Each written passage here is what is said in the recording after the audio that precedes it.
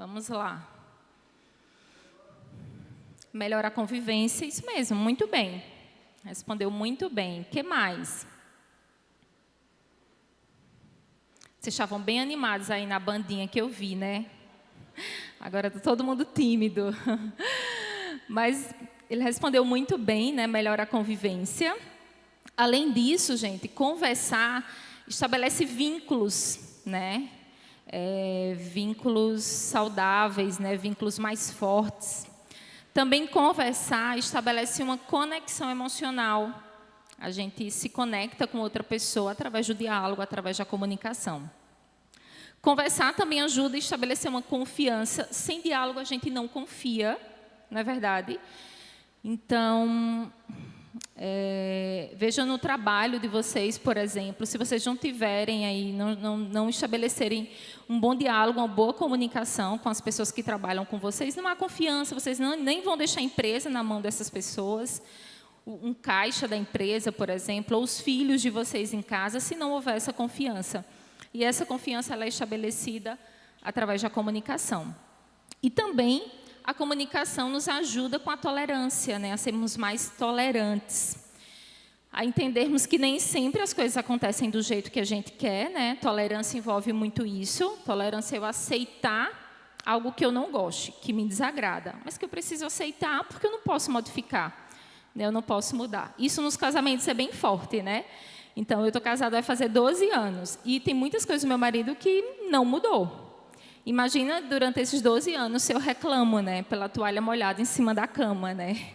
Para ele é uma bobagem, para mim é um absurdo, mas aí eu respiro fundo, pego a toalha e estendo, porque não vai mudar. Então, isso significa tolerância, saber lidar com algo que me desagrada. E isso também é estabelecido através da comunicação. Então, veja que por esses princípios, a gente já identifica o quanto o diálogo ele é importante.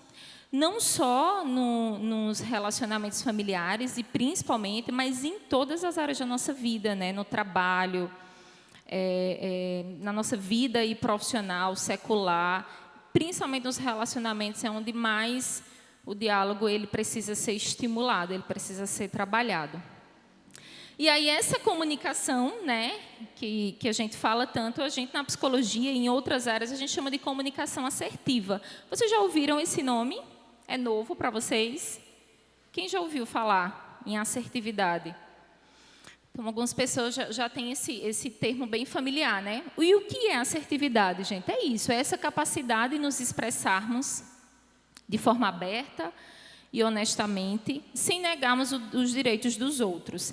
Então, a assertividade tanto envolve a habilidade de eu conseguir me expressar aquilo que eu sinto, que eu penso, que eu gosto, como também aquilo que eu não gosto, né? Dizer não, não quero, não gosto. Como também eu receber esse diálogo aí do outro, essa fala do outro, tá? Então, quando a gente fala em assertividade, a gente fala nessas características aí, ó, expressar claramente o que sente, porque é difícil, né? Muito difícil. Às vezes, assim, a gente fala e não diz o que é, né? Principalmente uma conversa. Imagina, senta para conversar. Então, é meia hora, é 1 hora, é 40 minutos ali conversando e no final, tá, mas eu não entendi o que você quis dizer. Porque, às vezes, a gente fala muito dos comportamentos e não fala do que sentimos. Eu digo muito isso no consultório, né? Quando a gente precisa conversar algo muito chato com alguém, ou algo muito delicado, né? Então, eu digo, olha, fala sempre como você se sente, né? Não adianta eu dizer assim, pô, você sempre chega tarde, você nunca atende minhas ligações. Às vezes é melhor dizer, olha, eu não me sinto bem, eu não me sinto uma prioridade quando você não me atende. Eu fico triste, ou eu fico com medo, eu fico com raiva quando você vai chegar tarde e não me avisa. Então, eu estou falando mais de como eu me sinto do que do comportamento do outro. Deu para entender um pouco? Dá para diferenciar, né? Assertividade é isso, né? A gente falar como a gente se sente, sem dirigir para o outro. Independente do comportamento do outro, eu vou falar sempre por mim. A comunicação assertiva, ela me prioriza. Primeiro eu falo do que eu sinto, do que eu penso. Depois eu falo do comportamento do outro. Também uma característica da comunicação assertiva é a linguagem corporal, né? Porque a gente usa muito essa linguagem. Então, quantas vezes a gente com raiva não dá um chute na porta, né? Quem aqui já pegou o telefone e jogou no chão? Ninguém, né? Amém. Espero que não. Mas quantas vezes, né, na hora da raiva, a gente vai pelo impulso? Isso é também uma comunicação, é uma linguagem corporal, né?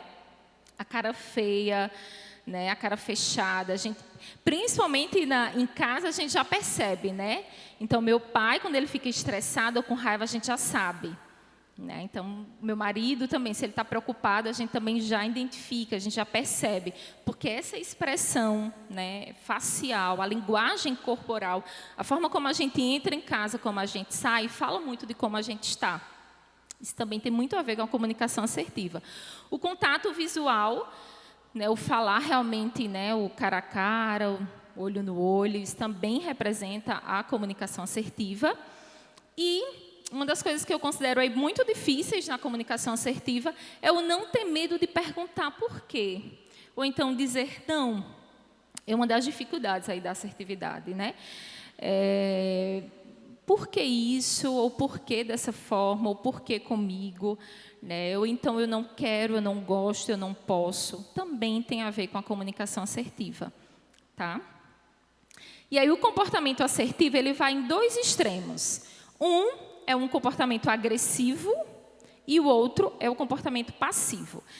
Então, aqui está um comportamento assertivo, de eu conseguir falar o que eu sinto, de eu conseguir falar o que eu penso, né, de eu usar a minha linguagem corporal de uma forma, né, saudável, de uma forma construtiva. Do outro lado, eu tenho um comportamento agressivo, que é muitas vezes eu não medir as palavras e falar para ofender mesmo o outro, para agredir o outro através da comunicação. E aí são pessoas que perdem a calma com muita facilidade, são pessoas orgulhosas, são pessoas que interrompem os outros, finalizam frases e ideias por eles. Vocês conhecem alguém assim, que agem dessa forma? Sim, né? A gente identifica rapidinho uma pessoa que tem um comportamento agressivo, né? Porque ela torna uma pessoa muito egoísta, né? Eu falo o que eu penso mesmo e quem quiser que aguente, que eu não estou nem aí, né? São pessoas que não têm facilidade com a tolerância de serem pacientes, né? De respeitarem aí o outro, tá? Dentro desse comportamento agressivo. E do outro lado, do comportamento assertivo, que também não é saudável, é o comportamento passivo, que é aquela pessoa que se anula muito. Então, é uma pessoa que não consegue dizer não, que é muito aberta assim, ao outro, raramente se envolvem, né? Tem falta de confiança em si mesmo, intimida-se, confunde-se com facilidade e nunca se queixam. Então, é aquela pessoa que aceita muito as coisas, que às vezes não consegue se expressar, se posicionar. Vocês conhecem alguém assim? Também, né? Então, percebem que nesse equilíbrio do comportamento assertivo, que é o que a gente está falando, que é um comportamento saudável, que ajuda muito nos relacionamentos, tem esses dois extremos. Pode voltar um pouquinho. Qual desses dois comportamentos aí, agressivo e passivo, vocês acham que são mais comuns aí no dia a dia de vocês? Quem aqui convive mais com pessoas que têm um comportamento agressivo? Só? Amém, né? Estão tímidos. E quem aqui convive mais com pessoas que têm um comportamento passivo, né? De mais se anularem, de não se expressarem? Bem menos, né? Então, a maioria convive com pessoas assertivas, é isso? Quem aqui convive mais com pessoas assertivas? Essa conta não está fechando, não, tá? Mas entendo, vão refletindo aí. Vamos lá. Por que algumas pessoas têm tanta dificuldade em dizer não? Respondam aí, participem comigo. Por que, gente, é tão difícil dizer não, né? Por que vocês acham? Oi? Para não desagradar, sim. É o que mais pesa aí na hora de dizer não, né? O que mais?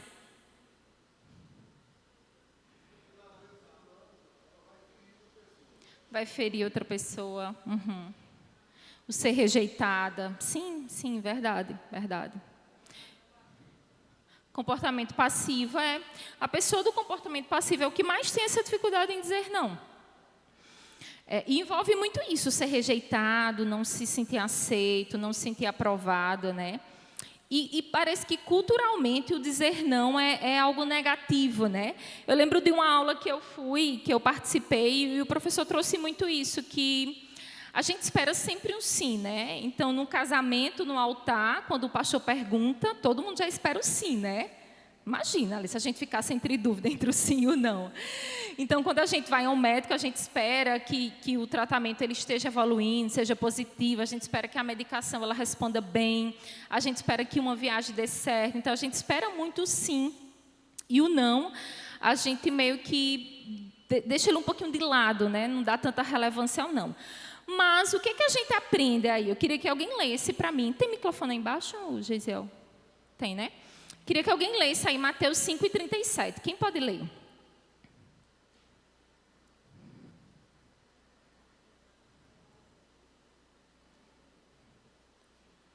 Alguém ali? Aqui. Seja, porém, o vosso falar, sim, sim, não, porque o que passa do livro é procedimento. Pois é, veja que importante, veja como é bíblico o sim e o não, né? Então, não é apenas o dizer sim, o se sentir aceito, aprovado, né? Mas o dizer não, às vezes eu não posso, eu não quero, eu não tenho. Veja que também é Bíblia, é um mandamento bíblico o não, né? O não ele precisa fazer parte aí da nossa comunicação, do nosso diálogo. Porém, o não, ele precisa também ser expressado de uma forma assertiva. Nós já vimos que é bíblico dizer não, não é pecado, né? É bíblico. Porém, ele precisa ser expressado de uma forma assertiva. Né? Então, muitas vezes, o que mais fere no não é a forma como eu me expresso, é a forma que eu falo. Né? Então, eu escuto muito alguns filhos se queixarem do não dos pais. Não vai, não deixo, quem manda aqui sou eu e pronto. E por que não? Por que não? Então, essa fala, ela torna-se muito agressiva. E por isso que o não ele é tão rejeitado. Né? E por isso que o não ele acaba sendo tão aversivo e prejudica tantos relacionamentos. Então, o dizer não em si não é prejudicial, é a forma como eu expresso o não. Né? Já vimos que o não é bíblico, então tanto sim, sim, como o não deve ser a nossa fala, né? Deve ser a nossa resposta. Porém, o expressar, porque a comunicação assertiva ela envolve muito a forma como eu expresso.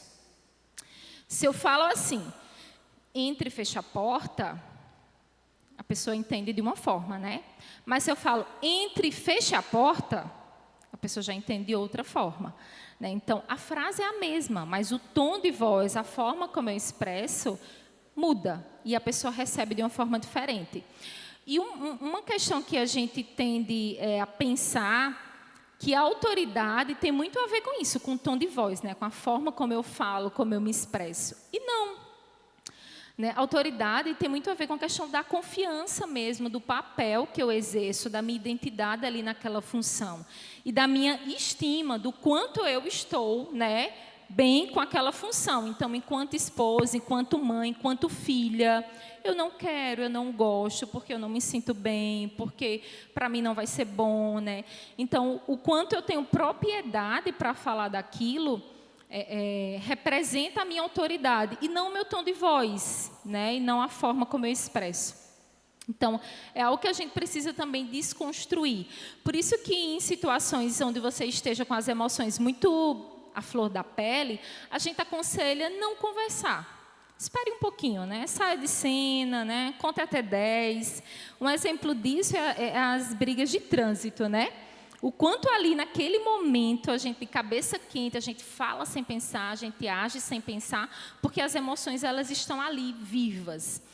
E aí, a comunicação assertiva envolve o pensar e o falar, ele tem que ter um tempo. Eu preciso filtrar o que eu penso, o que eu falo. Né? A assertividade também envolve o tempo. Não posso já pensar e falar, principalmente, gente, dentro de casa, porque é o ambiente que a gente se sente mais confortável, né? Essa nossa zona de conforto. Então, é como se fosse permitido falar do jeito que eu quero. Mas essa forma como eu quero falar, ela não pode ser ofensiva ao outro, né? Ela não pode ser agressiva ao outro. Então, eu preciso expressar, assim, algumas coisas que eu não goste, dentro da minha casa, do meu lar, mas de uma forma assertiva. Então, 2 dicas aí para vocês, né?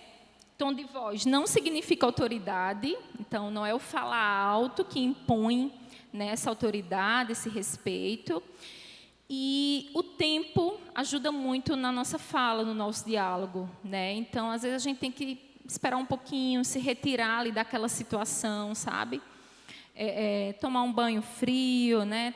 Tomar água, sentar um pouco, né? Meditar, orar, pensar e depois a gente ir lá e conversar. Vocês concordam? Vamos lá. Quais as consequências, gente, quando o diálogo ele não existe?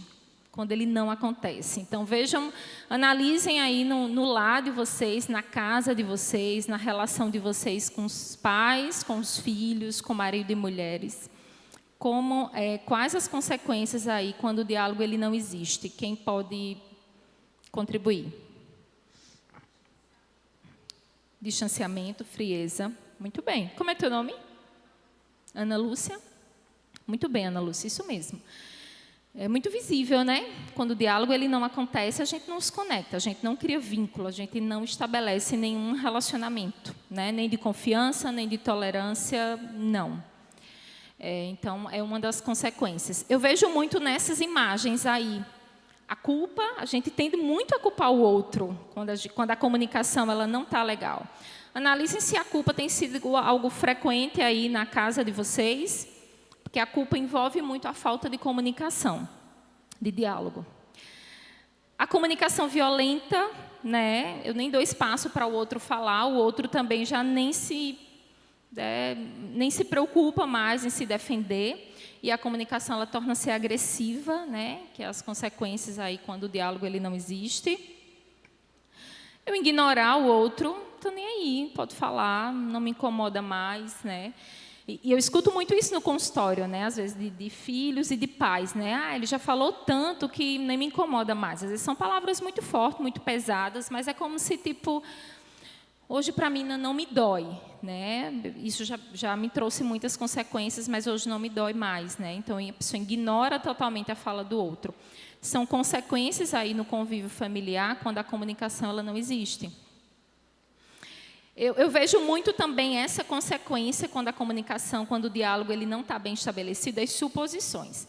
Principalmente nós mulheres, né? Vocês vão ter que concordar comigo aí o quanto a gente supõe, gente. Meu Deus, nossa mente não para, né? É impressionante. Então, assim, tudo o que acontece, a gente já tem uma dedução, uma suposição, como se realmente aquilo fosse real. E o quanto a gente sofre com esse pensamento, né? Então, seja uma ligação que não é atendida, por que ele não me atendeu? Está online no WhatsApp, está conversando com quem? E aí a gente já começa a supor uma série de coisas, né?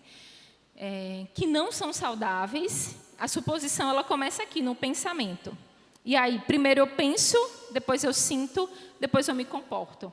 Se eu já crio esse pensamento, essa suposição de algo que eu idealizei que esteja acontecendo, isso já me deixa mal. Então, meu comportamento já é diferente. Então, digamos que meu marido entre em casa e bate a porta, aí eu já digo, poxa, está chateado, está com raiva, não vou nem falar. Eu já me distancio. Então, eu crio uma suposição que ele está com raiva e que não quer falar comigo. Eu me tranco em um quarto, ele fica na sala, distanciamento acontece por uma suposição. E na mente dele, ele deve estar pensando, o que foi que aconteceu dessa vez? Ela estava boazinha e agora não vou nem chegar perto, né? Tudo por uma suposição. O que quebra a suposição? O diálogo, a comunicação. Muitas vezes, o fato dele chegar e bater a porta, gente, às vezes é algo bem automático, às vezes não foi algo intencional, às vezes foi o vento, foi o pé, enfim. Muitas vezes não tem nada a ver comigo, mas eu crio essa suposição, já ativa em mim uma emoção que não é saudável e eu já tenho um tipo de comportamento. Vocês concordam comigo? Sim, né? Principalmente nós mulheres, né? Não que os homens também não suponham, tá? Mas as mulheres é demais. A gente cria muita coisa. Então, a suposição, ela nos maltrata e nos incomoda, e aí a gente precisa trabalhar a realidade. O que eu estou supondo é isso aqui, mas qual é a prova que eu tenho que está acontecendo? Se eu não dialogar, se eu não perguntar o que foi que houve, está tudo bem, você chegou, bateu a porta, né? Se eu não colocar para fora a minha suposição e não esclarecer aquilo, eu vou sofrer o dia todo. E outra coisa também que traz consequências quando a comunicação ela não é bem estabelecida é a expectativa. É a expectativa que eu crio do outro, né? Então, quantas vezes a gente não idealiza, né? Então, eu crio uma expectativa aí, poxa, amanhã é domingo, então a gente vai sair para almoçar, então ele vai...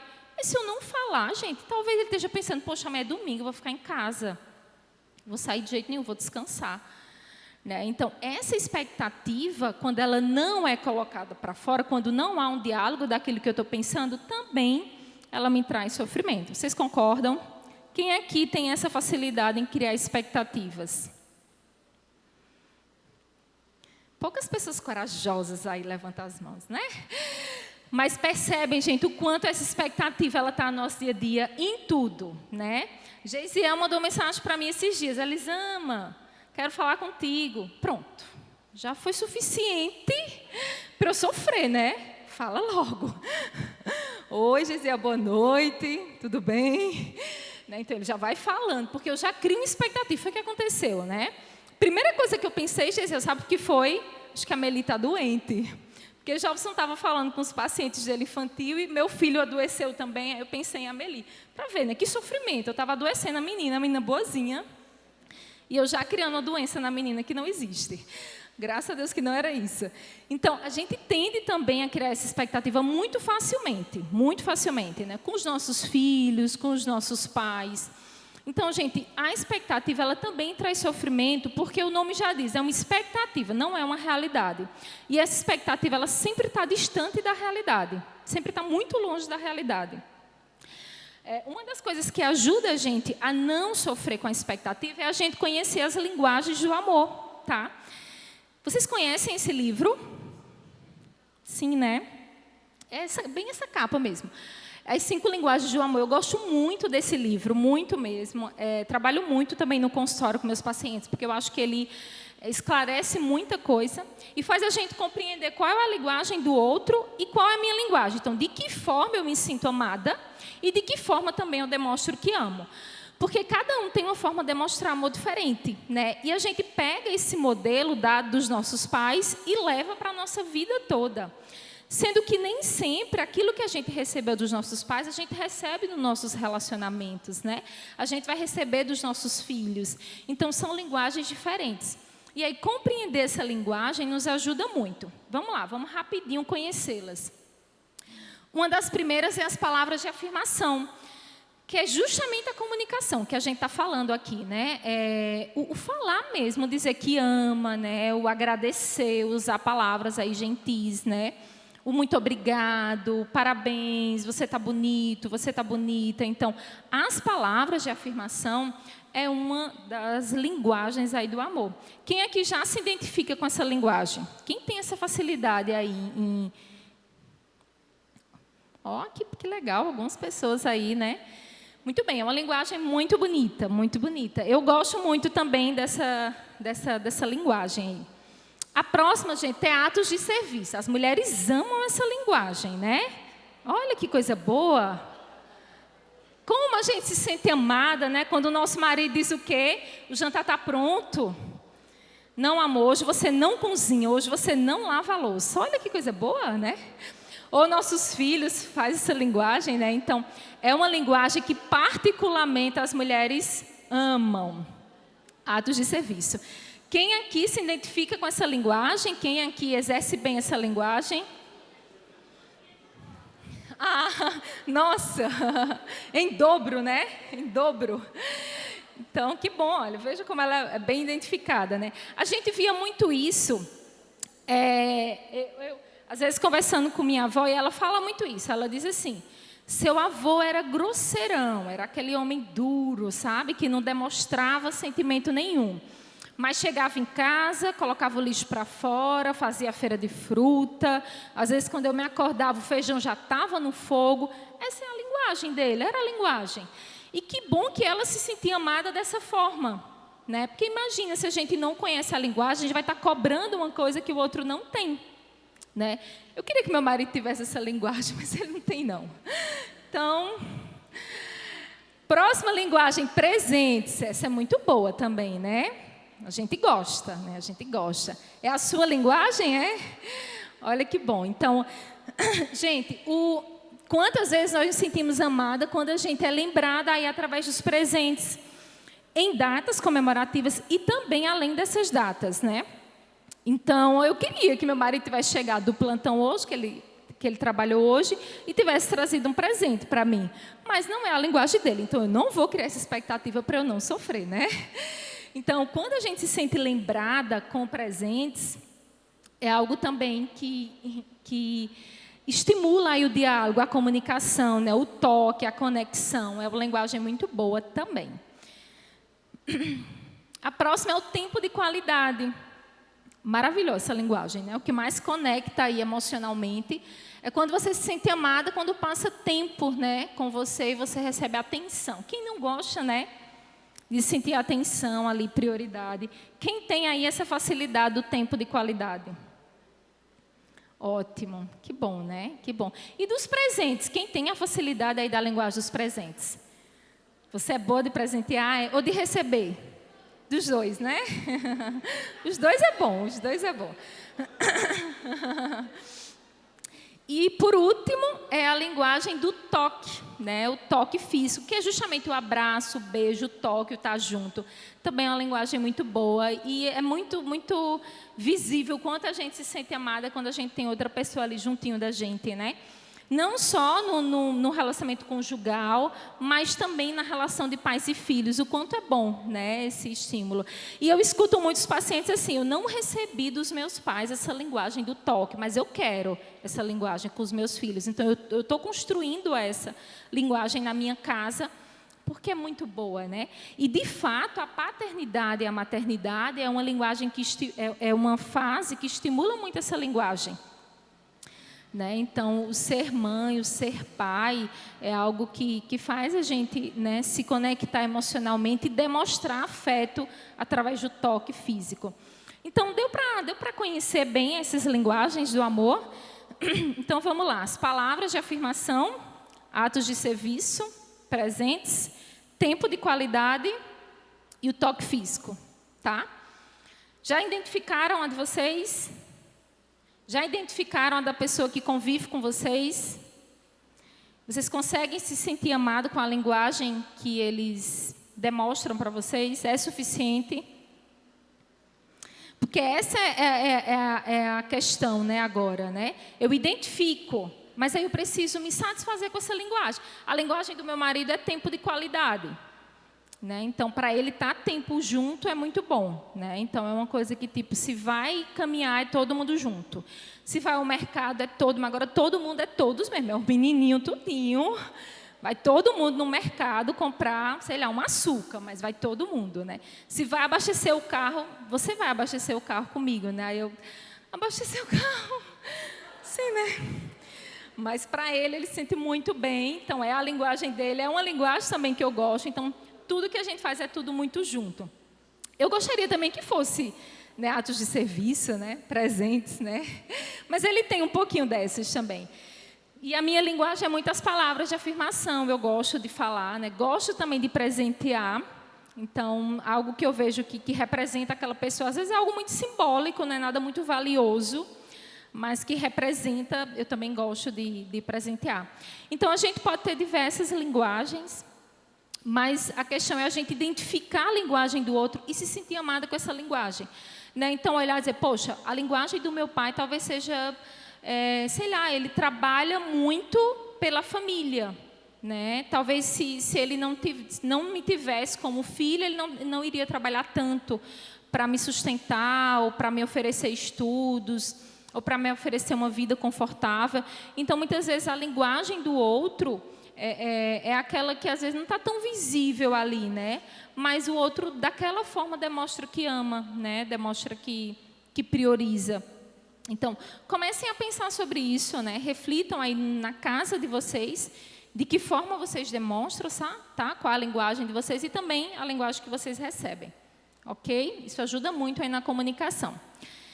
E aí, já chegando ao finzinho, nessa segunda parte aí, eu queria finalizar compartilhando algumas dicas com vocês de como melhorar essa comunicação. E aí a gente vê tantos os princípios para quem fala como para quem ouve, né? Tá, de que forma na minha fala eu posso melhorar a minha comunicação para que ela seja mais assertiva, mais saudável, mais construtiva? E também de que forma eu posso ouvir, né, melhor. Primeiro, aí para quem fala, gente, é ser específico, né? Evitar comentários vagos e genéricos, né? Essa semana eu ouvi assim, no consultório. Todas as vezes que eu vou conversar com meu pai, ele vem falar na minha época, quando eu tinha a sua idade, volta para a história lá de trás, né? Que às vezes isso se prolonga 40 minutos, 1h30, e a conversa ela acaba não tendo nenhum fim. É proveitoso, né? São questões até interessantes da história de vida, mas que não é específico para o problema ali em questão.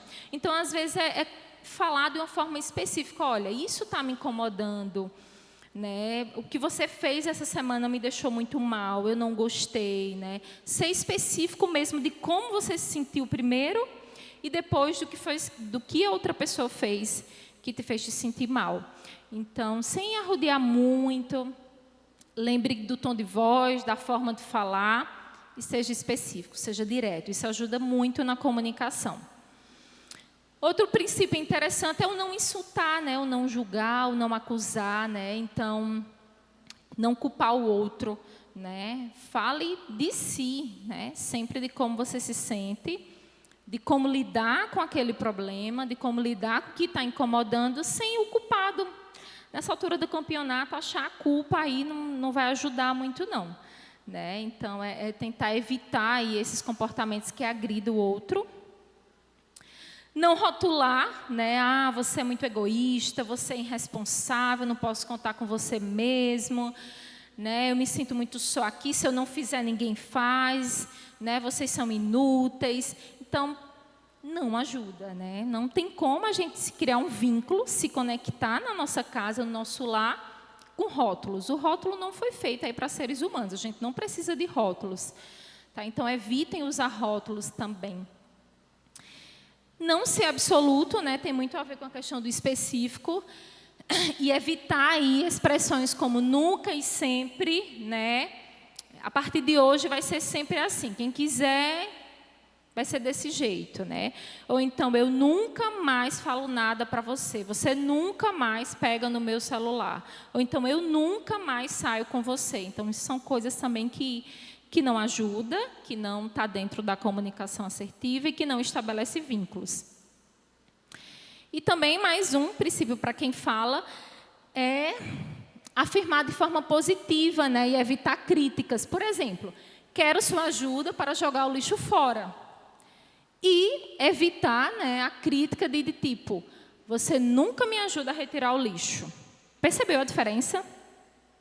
Eu pedir ajuda, eu falar de mim, sem agredir o outro. Dá para diferenciar muito bem uma fala assertiva de uma fala agressiva, né? A pessoa assertiva, ela dizer, poxa, eu preciso de você para isso, eu queria que você me ajudasse nisso aqui. E uma pessoa agressiva, ela vai dizer, não posso contar com você mesmo, você não está nem aí, né? Você não me ajuda. Então, são duas formas de pedir que têm, né, objetivos diferentes. E, princípio para quem fala, não tentar ler a intenção do outro, né? Que é aí que fala um pouquinho das suposições que eu falei lá no começo. As inferências, elas costumam estar erradas a maior parte das vezes, e só agrava a situação, né? Porque eu vou ler de acordo com o que eu estou sentindo, com o que eu estou vendo, da minha lente, que é diferente da de vocês. Vocês estão vendo de outra forma, né? Olha, eu tenho consciência do que eu estou falando, mas eu não sei como vocês estão ouvindo. Eu não sei qual a interpretação vocês vão tirar daqui. Eu não sei o que está ficando aí para vocês aplicarem aí quando saírem daqui, né? Então, eu não tenho como prever isso. Eu não posso ler isso e já ter essa dedução e tirar minhas conclusões. Então, a gente precisa estar mais aberta a isso, né? E isso, na nossa fala, ela precisa ser muito clara. E aí, faz sentido para vocês esses princípios? É muito difícil de aplicar? Não é, né? Não é, gente. Não é tão difícil, não. Só requer, como eu falei, tempo. Eu penso, até falar, eu preciso ter um tempinho. Eu preciso filtrar isso, né? E ter um pouquinho mais de empatia, né? Deixa eu me colocar no lugar do outro e saber como é estar ouvindo isso sempre, né? É aquela pergunta que eu fiz no começo sobre o que é conversar na casa de vocês, né? Porque se conversar for só cobrança, for só o interrogatório, nem eu quero estar lá, né? De fato, é chato, é pesado, a pessoa acaba não dando ouvido. Então, a conversa, ela precisa ser específica, né? Ela precisa fazer sentido, ela precisa estar ali desarmada, né? Sem tantas acusações. Então, esses princípios para falar ajudam muito aí na comunicação e em estabelecer esses vínculos. Ok? Agora, vamos no princípio de um bom ouvinte, né? Vocês se consideram aí um bom ouvinte? Quem? Algumas pessoas aí, muito bem, muito bem. Quais são os princípios aí, para quem ouve, né?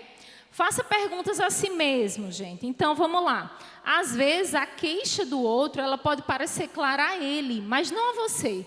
Então, pergunte, peraí, o que é que ele está querendo dizer com isso? O que é que ela quer dizer com isso?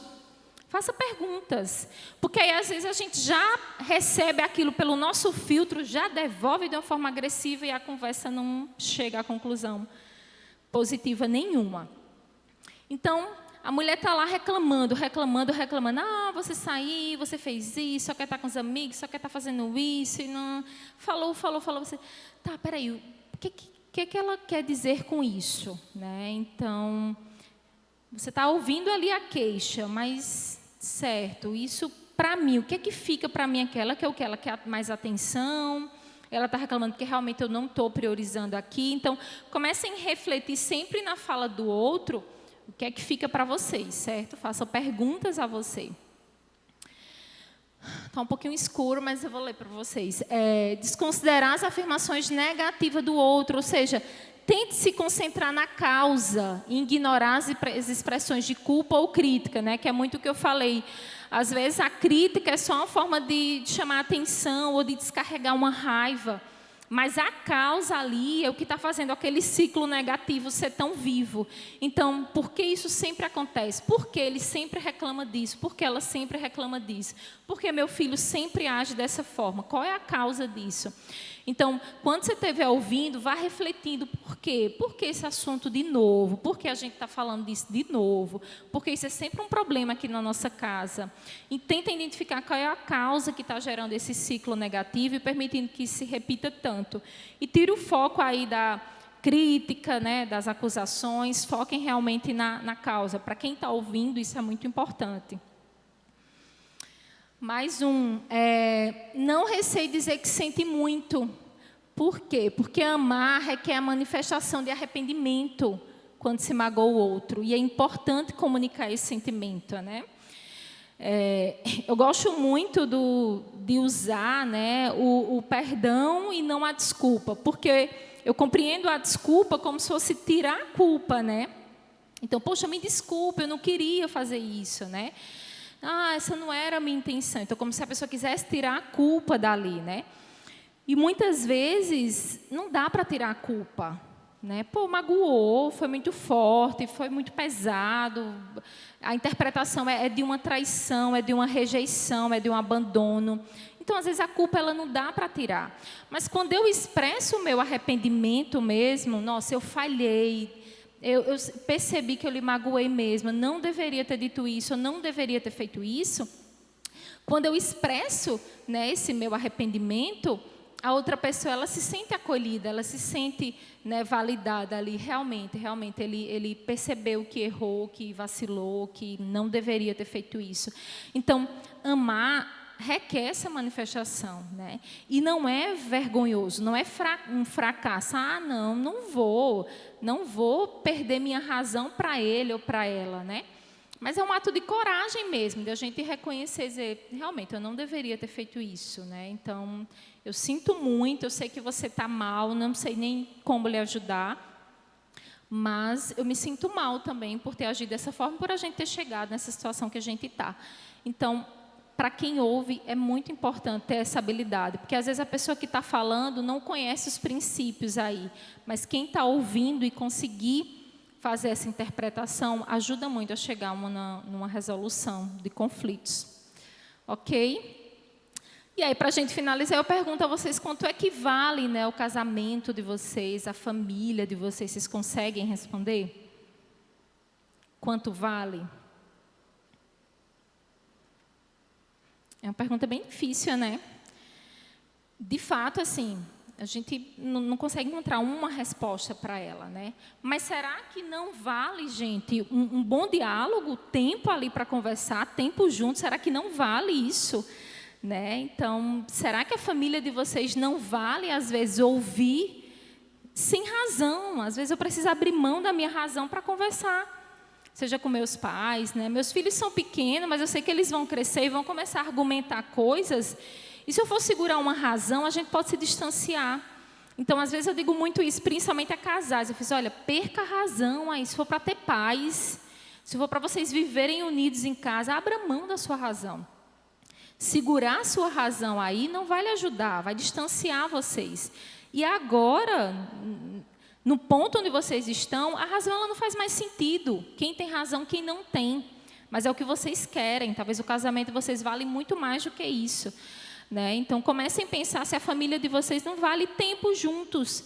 Olhem para as linguagens do amor e tentem praticar elas. Até aquela linguagem que você não recebeu, mas que você pode estimular, que você pode adquiri-la, que você pode desenvolver. E aí eu tenho certeza que o resultado ele é bem diferente. Às vezes a gente também costuma deslocar para o outro, né? Ah, mas se ele mudasse, seria muito bom. Se ele parasse de beber, ou então se ela não reclamasse tanto. Ah, se meus filhos falassem, saíssem do quarto, ou então se abrissem mais para mim, seria muito bom. Concordo, seria muito bom. Mas e se isso não acontecer? E aí?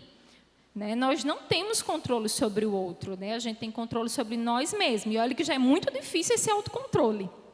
Então, querer controlar o outro, gente, não funciona. Então, comecem por vocês, né, a avaliar realmente. Isso é importante? Mas é uma prioridade, porque quase tudo é importante hoje em dia para a gente. Mas o que é prioridade, aí é uma escala que eu crio. O que é que vem primeiro? Quem vem primeiro aqui? Sou eu? É minha família? É meus filhos? É minha profissão? É meus bens? É o meu bem-estar? O que é que vem primeiro? Aí essa escala, ela é diferente, tá?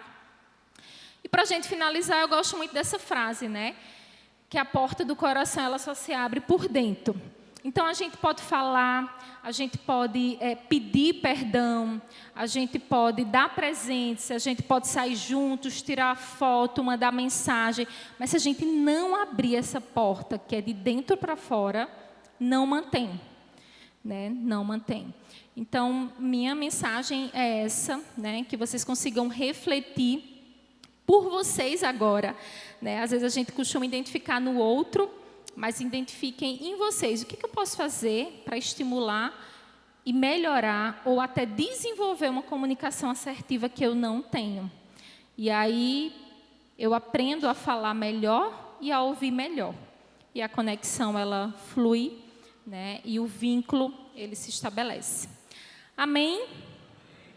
Então, que Deus abençoe. Eita, conclui no tempo, né? Amém.